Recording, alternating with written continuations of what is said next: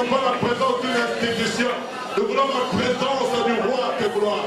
Nous voulons la présence de celui qui agit en son temps. C'est le temps de l'éternel. C'est le temps de l'éternel. C'est le temps c'est la minute M, Seigneur. C'est la seconde S.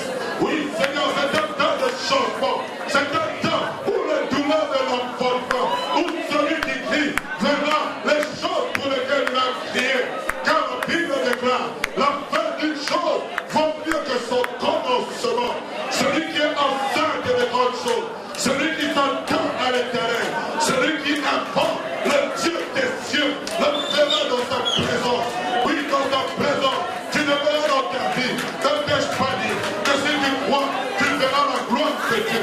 Tu verras la gloire de Dieu. Je suis en train de parler à un fou, à une personne qui a la honte de voir les choses que Dieu lui a promis. Oh non, tu vas te lever, tu vas te déclarer. Je ne mourrai pas, je vivrai. Je ne mourrai pas, je vivrai. Cette maladie-là est en train de te maudire. Je verrai l'accomplissement de ce que Dieu a dit dans nos vies. Oui, car Dieu n'est pas un homme pour mentir, ni le fils de l'homme pour se repentir. Ce qu'il a dit, il accomplira. Il accomplira certainement. Tu ne peux pas venir dormir à la paix. Tu ne peux pas venir passer un temps inutile. Tu es venu invoquer Dieu. Invoque-moi et je te répondrai. Oh, oh, oh, oh, oh. C'est le temps de se lever dans la prière. C'est le temps de se lever dans la prière. Papa, maman, jeune, oh, oh, oh, ne t'occupe pas de ton prophète. Commence à déclarer. Commence à déclarer. Commence à déclarer. Il y a des choses qui sont en train de taper. Il y a des choses qui sont ton avantage. Il y a des choses qui sont pour toi. Oh, ce n'est pas réservé au voisin. Ce n'est pas réservé à la voisine. Oh, tu as un adèle qui fera. Dieu te connaît. Il te connaît. Il te fait par son nom. Il a dit le premier au temps de ma voix et elle me suit. Oh, tu ne peux pas venir tomber. Tu es venu invoquer le Dieu puissant. Tu es venu invoquer le créateur de la terre et des cieux. Oh, commence à prier. T'es là. Il y a des choses. C'est le temps T. C'est le temps Caïmos. C'est le temps où Dieu est en train d'envisager. Il est en train de parcourir la terre. Il est en train de tendre sa main. Ah, avec ton Satan. Manda Roko Kosheta. Manda Roko Fete. Parlez-vous. Parlez-vous. Cette maladie héréditaire doit s'arrêter ce soir. Cette maladie héréditaire doit laisser la place à une guérison miraculeuse. Oh, s'il y a des fous, tu pries comme un fou. S'il y a une femme, tu pries comme une femme. La foi est une folie. La foi est une folie. Ah, ah, tu n'as pas fait 5 jours de jeûne et de prière pour peut-être que tu es venu. Manda Yeko, Koro Tekerebos, Koro Manda Retabos, Manda Rekos Setebos, Wanda Rekos, Barabos, Barabos, Barabos. Les ténèbres ne régneront pas toujours. Les ténèbres ne régneront pas toujours. Oh, c'est le temps de la restitution. C'est le temps de la restitution. Il y a un soir, il y a aussi un matin. J'annonce un matin dans la vie de quelqu'un. J'annonce un matin dans la vie de quelqu'un. Car les ténèbres ne régneront pas toujours. Oh, oui, tu fais bien la prière. Tu fais bien. Tu fais bien. Ne t'occupe pas de ton voisin.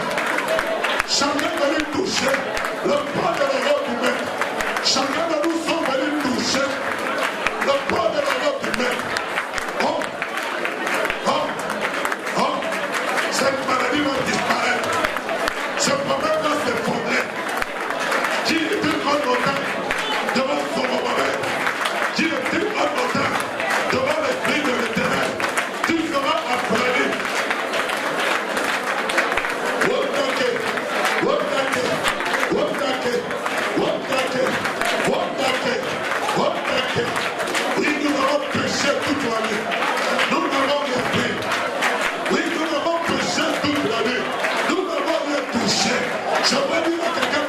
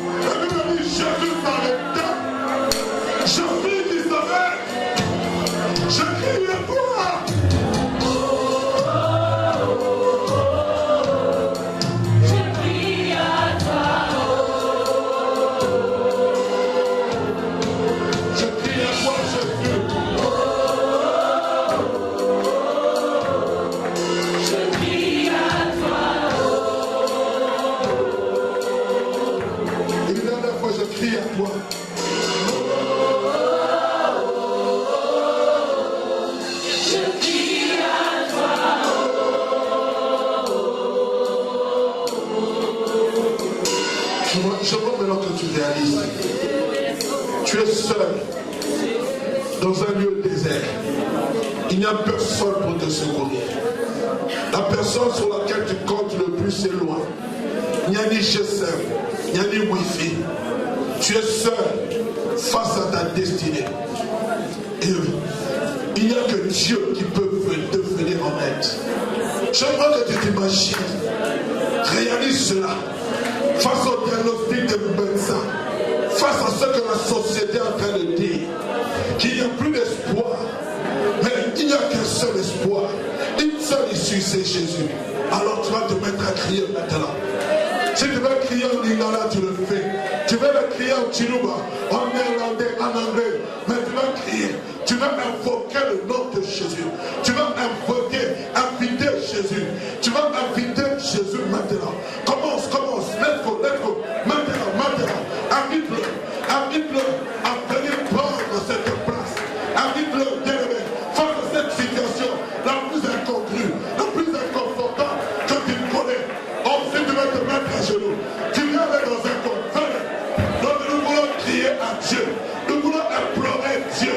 Nous voulons invoquer Dieu. Nous voulons inviter Dieu dans ton mariage, dans ta famille, dans tes affaires. Oh, je ne sais pas, dans une situation la plus délicate, la plus compliquée. Invite Jésus. Dis Jésus, je crie à toi.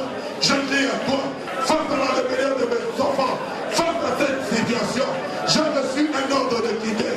Le médecin m'a dit, la société a dit, mais que dis-tu? Seigneur Jésus, j'invoque ton nom. Tu as dit dans ta parole, oui, la main de l'Éternel ne va pas courte pour agir, ni sur le rêve, trop dur pour entendre. Seigneur Jésus, toi qui as créé la bouche, Père, toi qui as créé le soleil, entends, toi qui as créé les yeux, vois, Père, toi qui as créé nos mains, agis. Oh, il est temps. Seigneur Dieu puissant, je veux toujours le sur place. Lorsque je vais aller loin, ce péché m'agressif. Seigneur Dieu, aujourd'hui, c'est le temps de ma délivrance, c'est le temps de mon miracle, c'est le temps où l'Éternel, le Dieu des Hébreux, qui est apparu à Moïse se présentait devant Pharaon. Il a dit ceci, le Dieu des Hébreux m'a dit, ainsi parle l'Éternel. Le Pharaon a dit, qui est l'Éternel pour que moi j'obéisse à sa voix? Il m'a dit, le Dieu des Hébreux m'est apparu, communique ta vision. Frère, prions, s'il vous plaît. Ce n'est pas le temps d'être distrait. C'est le temps d'amener la vie là où il y a le mort. C'est le temps. Si tu sors de distrait, ferme les mains. Parce qu'il y a quelque chose qui doit sortir ce soir. Il y a quelque chose qui doit sortir. Ceux qui veulent doivent te lâcher. Je les déclare au nom de Jésus. Oh, nous sommes dans la présence de Dieu.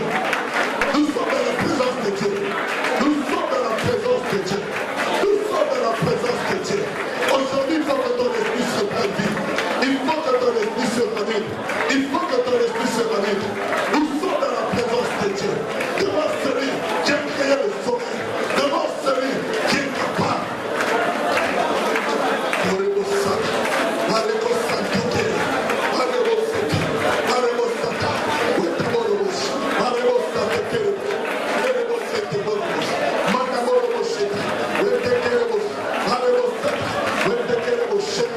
Nous sommes tous debout, s'il vous plaît. Je ne veux pas personne assis. Avec tout le respect que je vous donne. Nous sommes debout, toute une armée de l'Éternel, en train de combattre. Soit debout, soit à genoux. Mais nous sommes là pour prier à Dieu. Oh, invoque-moi. Je te répondrai. Oh, je prie que ce soir, Dieu te communique une vision. Je prie que ce soir, Dieu te communique quelque chose. Je prie que ce soir, Dieu te communique. Il te communique sa vision. Comme il avait communiqué à Jacob. Jacob s'est réveillé de son sommeil. Il s'est réveillé de son sommeil. Il a dit, c'est que le Seigneur est près du temps. Oh, Satan, Mélodie venue du ciel, un chant et merveilleux. Tous les anges, hallelujah. Le Saint va d'abord commencer. Nous sommes devant le Créateur qui crée.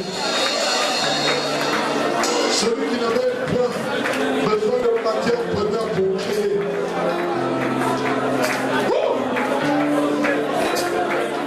Mon frère, assis sur le Saint.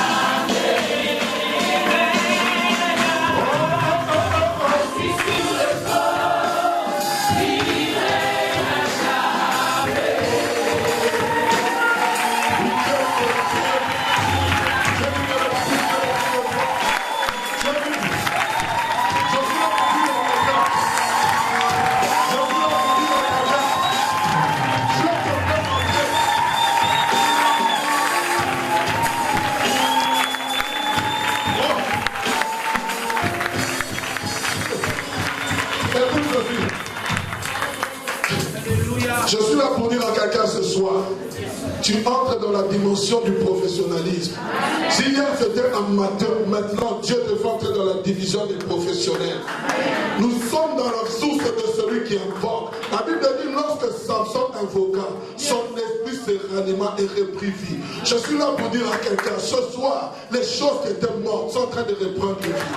Parce que Dieu invoquait Dieu, parce que Dieu cherchait Dieu, parce que Dieu s'est laissé trouver par celui qui l'invoque.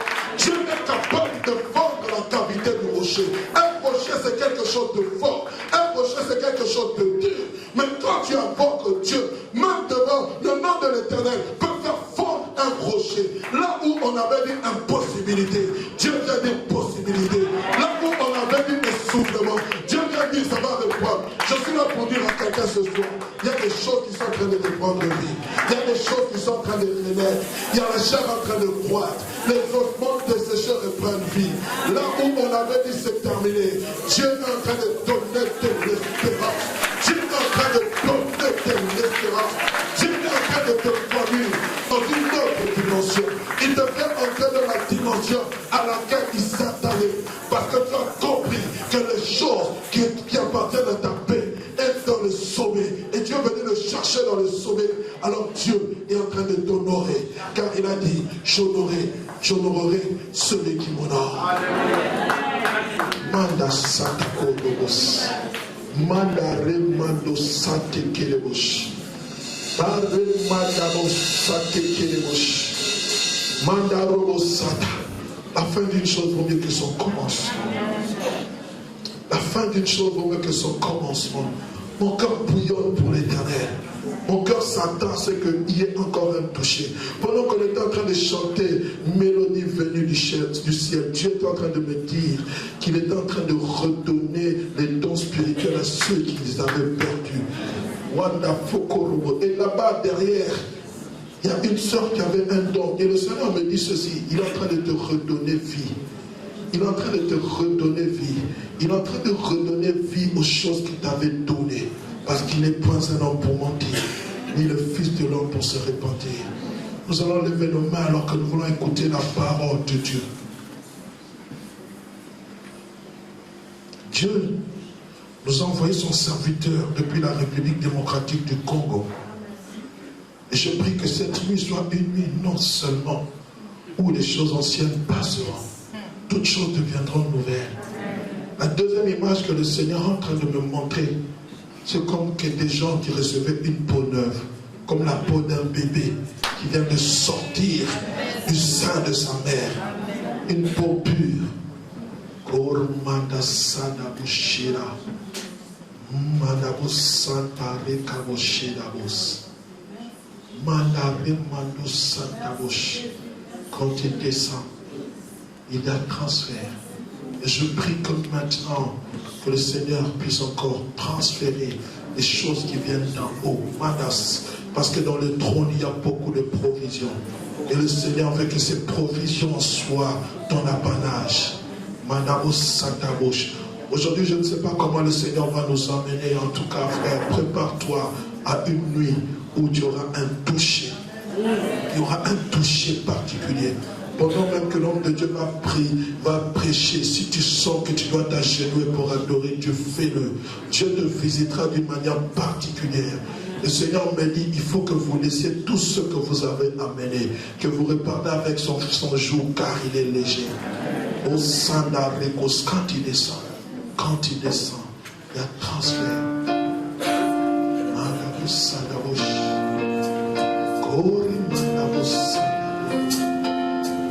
Dans une attitude d'adoration.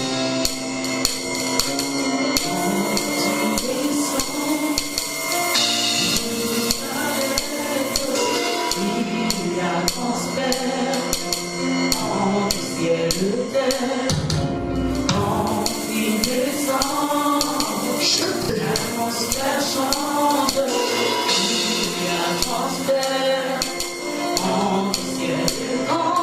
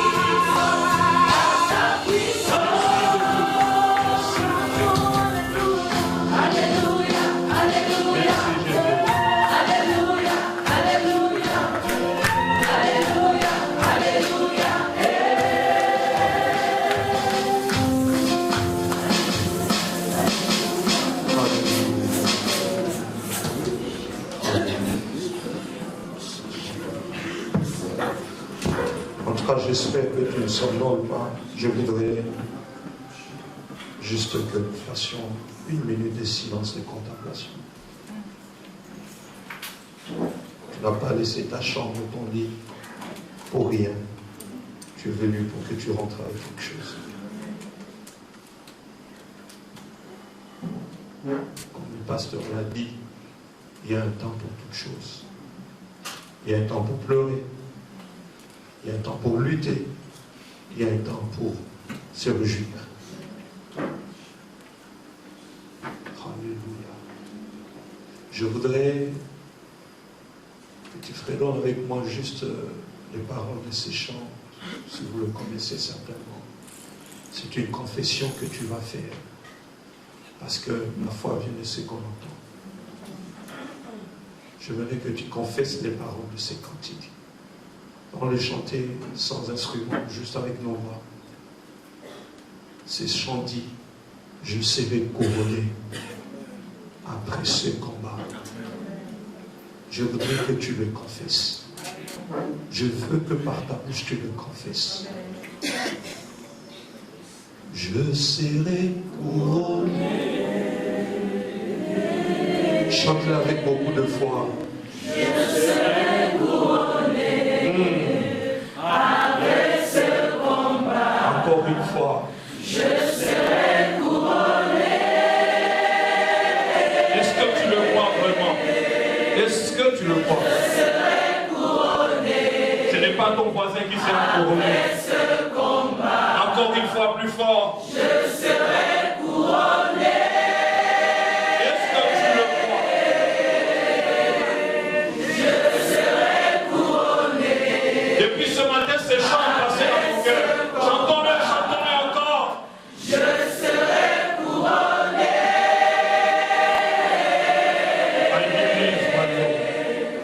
Je serai couronné. Il est mieux avec beaucoup plus de foi. Je serai couronné.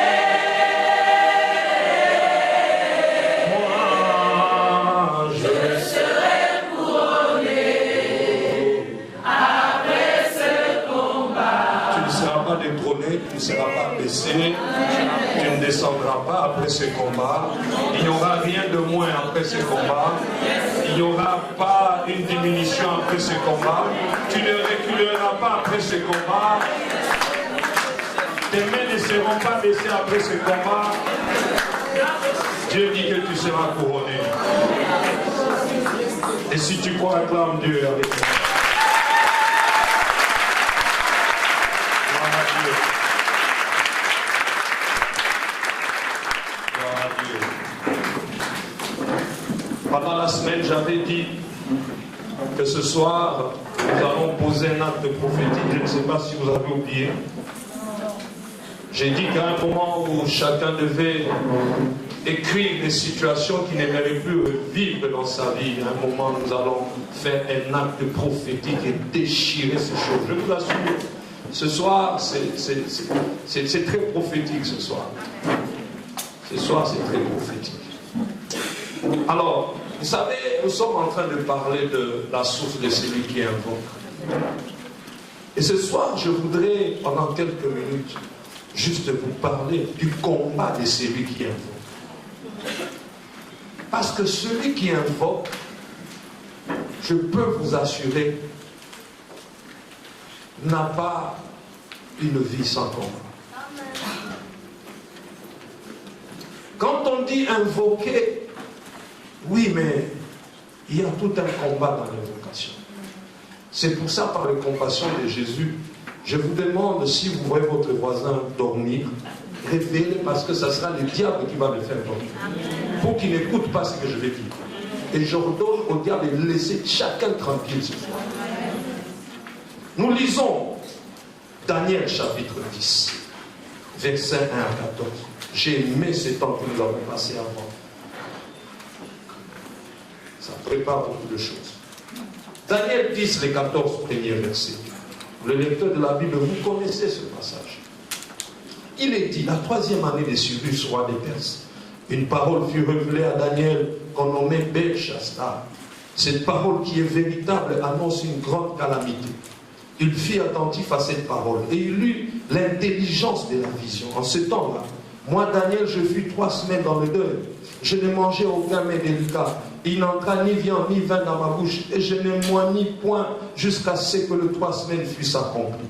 Le 24e jour du 1er mois, j'étais au bord du grand fleuve qui est Hiddekel. J'ai levé les yeux, je regardais, voici, il y avait un homme vêtu de lin, et ayant sur le rein une ceinture d'or du phase. Son corps était comme des chrysolites, son visage brillait comme l'éclair, ses yeux étaient comme des flammes de feu, ses bras et ses pieds ressemblaient à des laines polies. Et le son de sa voix était comme le bruit d'une multitude. Moi, Daniel, je vis seul la vision, et les hommes qui étaient avec moi ne la virent point. Mais ils furent saisis d'une grande frayeur et ils prirent la fuite pour se cacher. Je restais seul et je vis cette grande vision. Les forces me manquaient, mon visage changea de couleur et fut décomposé. J'ai perdu toute vigueur. J'entendis le son de ses paroles, et comme j'entendais le son de ses paroles, j'ai tombé frappé d'étourdissement, la face contre terre. Et voici, il me toucha et secoua mes genoux et mes mains. Puis il me dit, Daniel, homme bien-aimé, sois attentif aux paroles que je vais te dire. Et tiens-toi debout à la place où tu es, car je suis maintenant envoyé vers toi. Lorsqu'il m'eut ainsi parlé, je m'éteins debout en tremblant. Il me dit, Daniel, ne crains rien, car dès les premiers jours où tu as eu à cœur de comprendre et de t'humilier devant ton Dieu, tes paroles ont été entendues dès les premiers jours. Et c'est à cause de tes paroles que je viens. Le chef du royaume des Perses m'a résisté 21 jours, mais voici, Michael, l'un des principaux chefs, est venu à mon secours, et je suis demeuré là auprès du roi des Perses. Je viens maintenant pour te faire connaître ce qui doit arriver à ton peuple dans la suite des temps, car la vision concerne encore ces temps-là. Amen. Le verset 13 de ce texte que nous venons de lire sera en fait au cœur de notre partage ce matin. On est déjà le matin. Ce matin. Et dans la version Louis II, que plusieurs ont d'ailleurs, il est dit, le prince du royaume de Perse m'a résisté 21 jours. Quelle révélation importante pour Daniel qui était en prière. Vous savez, j'ouvre une parenthèse pour dire, quand vous priez, priez avec l'esprit de toujours recevoir une révélation de Dieu. Parce que la prière, c'est un dialogue. Ça ne doit pas être un monologue. Ne sortez jamais de la présence de Dieu après avoir parlé avec lui sans avoir reçu en retour son feedback. Et Daniel va recevoir une révélation. Qu'est-ce qui s'est passé pendant que Daniel priait? Dans le lieu de prière, premièrement, Daniel rencontre Dieu. Ça c'est bien, tout le monde rencontre Dieu. Quand nous prions, nous rencontrons Dieu. Mais Dieu aussi lui parle. J'insiste sur ce mot. Nous prions et Dieu va lui parler. Mais il y a une chose très importante, c'est que Dieu va lui révéler ce qui s'est passé pendant qu'il priait. Le chapitre 10 de Daniel relate la vie de Daniel dans le lieu secret de la prière. Souvenez-vous que, vous qui lisez la Bible, que depuis même le chapitre 9, Daniel est en train de lire le livre du prophète Jérémie, où il va découvrir que la captivité devait durer seulement 70 ans. Il va découvrir, il dit, oh, mais ça devait durer 70 ans, pourquoi les choses ne changent pas? Cette vérité va toucher son cœur. Et qu'est-ce que Daniel va faire? Il va entrer dans la prière. Il va dire, non, je viens de découvrir quelque chose que beaucoup ne savaient pas. Notre captivité n'est pas éternelle. Tous les restes du peuple croyaient, puisque nous sommes à la captivité, on n'y aura jamais de retour. Non, Dieu avait fixé dans la parole, dans ce loi, dans le livre du prophète Jérémie, que la captivité devait durer 70 ans. Au bout de ce laps de temps, jamais il va prier. Il va prier, mais malheureusement, il trouve que les choses ne changent pas. Ça ne change pas. Pourtant, Dieu a dit que ça devait changer. Frères et sœurs, c'est pour ça que j'ai dit, je crois, avant-hier, vous ne devez pas tout trouver normal dans votre vie. Vous ne devez pas tout trouvé normal. Daniel dit non, il y a un délai, il y a un délai. Daniel décide d'aller dans le lieu secret pour prier. Et la Bible dit au verset 3 du chapitre 10, il prit 21 jours en ne mangeant aucune nourriture et un peu comme nous avons fait pendant toute cette semaine. Et il dit, je ne prends ni viande, ni vin, et je ne peigne même pas mes cheveux. Bon, en tout cas pour certains, si vous faites une semaine sans peigner des cheveux, vous qui avez des cheveux, nous qui n'en avons pas, je ne sais pas ce qui va se passer. Daniel va jeûner même avec le peigne. Et là, dans le lieu secret de la prière, il se passe 4 choses importantes. Daniel, d'abord, premièrement, il va adresser toute son, la Bible dit, il adresse toutes sortes de prières. Écoutez, c'est la prière dont Daniel est en train d'élever vers Dieu. Ce n'est pas une prière de quelqu'un qui est nonchalant, une prière de quelqu'un qui est là. Non, c'est quelqu'un qui comprend que le temps de la captivité est déjà arrivé, on doit rentrer. Quand quelqu'un comprend que le temps est déjà passé pour mon exaucement, on ne prie plus la même chose. On ne prie plus. Quand tu sais que, le pasteur l'a dit tout à l'heure, tu te retrouves dans un endroit, pas de GSM, pas de Wi-Fi, rien. Tu là vraiment, tu sens que tu es au bout. C'est toute ton énergie. Même tes oreilles vont bouger dans ta prière. Amen. Daniel comprend que non, le temps est passé, les choses doivent changer. J'ai dit avant-hier, dans vos combats, ne vous résignez jamais.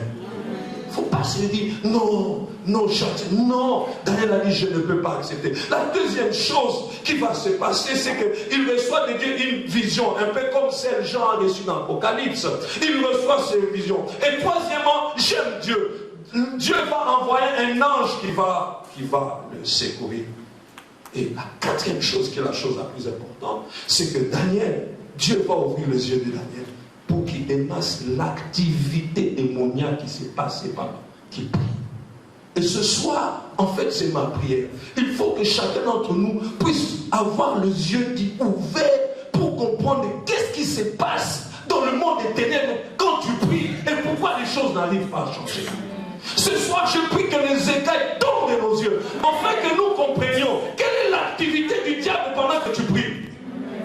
Daniel a compris, il a dit non, il faut que les choses changent. Mais Dieu, maintenant, il va se dire pourquoi ça ne change pas. Et dans la prière, il dit non, pendant que tu priais, il y a un ange, il y a le chef de roi qui est allé au roi de Perse pour l'empêcher de signer les décrets de votre retour. Il y a quelqu'un qui s'est interposé dans ta prière. Et le verset 12 à 13 de Daniel 10 dit, il me dit, Daniel, ne crains rien, car dès le premier jour tu as eu la guerre. En d'autres termes, dès lundi de cette semaine, Dieu t'avait déjà exaucé. Mais pourquoi tu n'as pas vu la concrétisation? C'est un peu ce qui se passe. Dès le premier jour où tu as eu la cœur de comprendre et d'humilier devant ton Dieu, tes paroles ont été entendues. Je crois que depuis lundi, nos paroles ont été entendues. Et c'est à cause de tes paroles que je viens. Parce que tu as prié, il y a quelque chose qui ne se passe pas. Il dit, le chef du royaume des Perses m'a résisté 21 jours, mais voici, Michael, l'un des principaux chefs, est venu à mon secours, et je suis demeuré là, auprès du roi des Perses. Et bien Daniel intercède pour la libération de son peuple.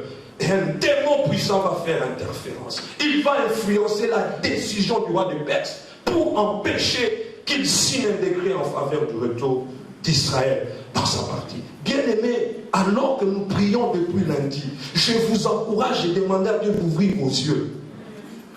Qu'est-ce qui bloque? Parce que Dieu dit, dès le premier jour, j'avais déjà entendu. Il y a bien des choses qui se produisent dans le monde invisible, mais il faut que nous comprenions. Il y a un combat, frères et sœurs. Je le dis toujours, le combat spirituel, il est biblique, c'est vrai qu'on l'exagère.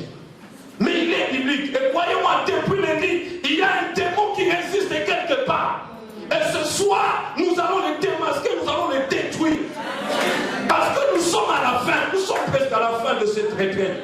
Il faut que ce chef-là qui empêche que le roi signe les décrets, celui qui interfère pour que les choses ne marchent pas. Je ne sais pas comment il s'appelle, je n'ai pas besoin de connaître son nom. Je ne sais pas quel est le nom de ce démon-là, je ne sais pas quel est le nom de cet esprit. Mais ce soir, parce qu'on parle de la puissance de la parole de Dieu, par la parole de Dieu, ces choses doivent mettre fin. Le monde visible, frères et sœurs, subit l'influence soit de Dieu, soit du diable. Il n'y a que deux puissances. Et le verset 13 dit, mais l'ange qui protège protège le royaume des Perses, s'est opposé à moi pendant 21 jours. Je voudrais vous décrire 3 activités, 3 verbes qui décrivent l'activité du diable. Pendant que nous prions, pendant que nous sommes en retraite, pendant que nous jeûnons, le premier verbe ou la première activité que le diable fait, il empêche. Qu'est-ce qu'il empêche? Eh bien, il empêche que les choses se passent comme Dieu lui veut. Comme pour Daniel. Daniel a prié, mais le monde des ténèbres a résisté. Dieu a déjà décidé. Mais peut-être par ta distraction, le ennemi passe pour essayer d'empêcher que les choses se passent. L'apôtre Paul a connu cela. 1 Thessaloniciens 2,18, il est dit ceci. Aussi, voulions-nous aller vers vous, du moins Paul, 1 et même 2 fois. Mais Satan nous a empêchés. Nous voulons aller annoncer l'évangile, mais Satan nous a empêchés. Je voulais bien faire ceci, Satan nous a empêchés. Peut-être que tu voulais bien être gêné, mais voilà, peut-être il y a une gastrite qui t'a pris subitement et Satan t'empêche de pouvoir gêner comme tu en avais envie. L'activité du diable, c'est d'empêcher un homme qui est souvent en contact avec Dieu, eh bien, connaîtra un empêchement du diable d'une manière ou d'une autre. Mais il faut le démasquer. Amen. Il faut le démasquer. Cela veut dire que le diable a permis, dans le cas de Paul, aux agents, ceux qui ont pour mandat de bloquer, d'empêcher les enfants de Dieu. Le diable empêche les enfants de Dieu d'évoluer dans leur carrière. Il y en a qui vous devez évoluer, vous devez être promis. Mais jusqu'aujourd'hui, les choses ne changent pas. Jusqu'aujourd'hui, les choses ne changent pas. Le diable empêche aux gens de se marier, avoir des enfants. Pourtant, tout est normal. Vous allez chez le médecin, tout est normal. Bien-aimé dans le Seigneur, tout n'est pas de Dieu. Tout n'est pas la volonté de Dieu. Je l'ai dit pendant la semaine. Quelquefois, il faut ouvrir les yeux et dire non, ça, ce n'est pas normal. Ça, ce n'est pas normal. Ça, c'est le diable et il faut le combattre. Ce n'est pas normal, car j'y reviendrai, qu'à la même période de l'année, qu'à la même période du mois, tu subis les mêmes choses. Ce n'est pas normal. Tu vas dire non, c'est le changement des climats. Ah non! Ne trouve pas des excuses pour des choses qui sont inexcusables. Il empêche au ministère de percer. Il empêche aux gens d'être dans la joie. Oh, la joie d'être votre partage. Il fait tout pour que vous n'ayez pas de joie. Il fait tout. Pourquoi? On vous amène des nouvelles du Congo. Voilà, ça ne va pas. Et vous êtes tout le temps là, dans le Western Union, il faut envoyer, il faut... Vous gagnez beaucoup, mais vous récoltez peu. Non. Non. Il vous empêche de pouvoir bénéficier de vos finances. Ce n'est pas normal. Pourquoi seulement au moment où vous avez un peu d'argent, on appelle au Congo? On appelle à Lomé ou à Dakar. Ce n'est pas normal. Ce n'est pas normal. Et l'apôtre a connu ces empêchements. Nous avons lu à son voyage vers Thessalonique. Il va à genoux dans le lieu secret pour poser la question à Dieu. Pourquoi, Seigneur, cette affaire se reproduit chaque fois que je dois voyager? Pourquoi ta situation doit se reproduire à chaque fois et à la même époque? J'insiste et j'écris, ce n'est pas normal. Il y a des choses qui doivent s'arrêter pendant cette retraite ici. Il y a des choses qui doivent s'arrêter. Il y a pourquoi seulement avant la période qui précède la rentrée scolaire des enfants, il y a toujours cette situation. Pourquoi? Non. Ne dis pas non, chez nous c'est toujours comme ça. Chez vous c'est au ciel. Chez vous ce n'est pas dans votre village. Tu ne fais plus partie de la lignée de cette tribu-là. Tu es dans une autre lignée. C'est pour ça qu'il faut refuser ces choses-là. Le diable va empêcher que vous allez loin. Le diable va empêcher que l'église s'angoisse. Le diable, c'est pour ça, il va essayer de pouvoir décourager les gens, de pouvoir mettre les gens dans des soucis du travail, dans des stress. Le diable utilise le stress, il utilise, je ne sais pas, des soucis financiers pour que les gens n'aient pas l'amour de prier. Il va utiliser des situations financières catastrophiques, vous ne savez même pas vous payer un abonnement. Il va vous empêcher. Mais croyez-moi, c'est fini ces choses. Je suis en train de parler du combat de celui qui invoque. Je ne veux pas vous dire, quand vous invoquez, ça sera facile. Il y a le diable qui est là aussi. Il va travailler pendant que vous invoquez. Il va travailler. Deuxième chose, non seulement il empêche, mais il exerce une mauvaise influence. L'ennemi influence par les paroles. Il influence par les actions, par les attitudes. Au travail, en famille, le diable influence les gens ayant de mauvaises paroles qui vous blessent et puis tout d'un coup vous dites je ne veux plus prier. Voyez comment le diable travaille. C'est pour ça que j'ai dit, je crois, lundi ou mardi, chaque fois que quelqu'un vous fait du mal, n'en voulez pas la personne. Qu'est-ce que j'ai dit? Il y a toujours c'est l'esprit. Ne vous en prenez plus aux gens. Quand quelqu'un fait du mal au travail, je dis au nom de Jésus, l'esprit qui agit derrière ma sœur. Il influence les gens. Troisièmement, il détourne les gens de la bonne voie. Il fait tout, même les enfants, il les détourne de la bonne voie. J'aime un texte que je voudrais lire avec vous, Acte 13, verset 14, 4 à 10. Il s'agit de Paul, Barnabas et Saul. La Bible dit, Acte 13, 4 à 10. Barnabas et Saul, envoyés par le Saint-Esprit, descendirent en Cilicie. Et de là, ils s'embarquèrent pour l'île de Chypre. Arrivés à Salamine, ils annoncèrent la parole de Dieu dans la synagogue des Juifs. Ils avaient Jean pour aide.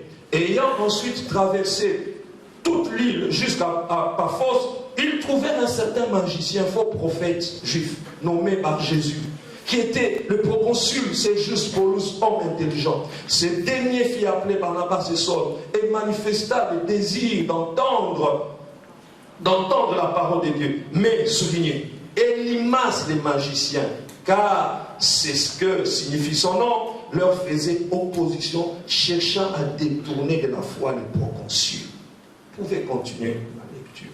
Ici, l'apôtre Paul peut voir ces stratégies de l'ennemi.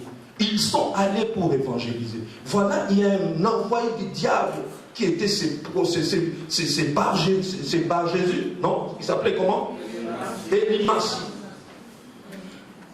Il va tout faire pour détourner les proconsuls. Et c'est comme ça que le diable agit. Le diable essaie de vous distraire dans les choses pour que vous ne regardez pas l'essentiel.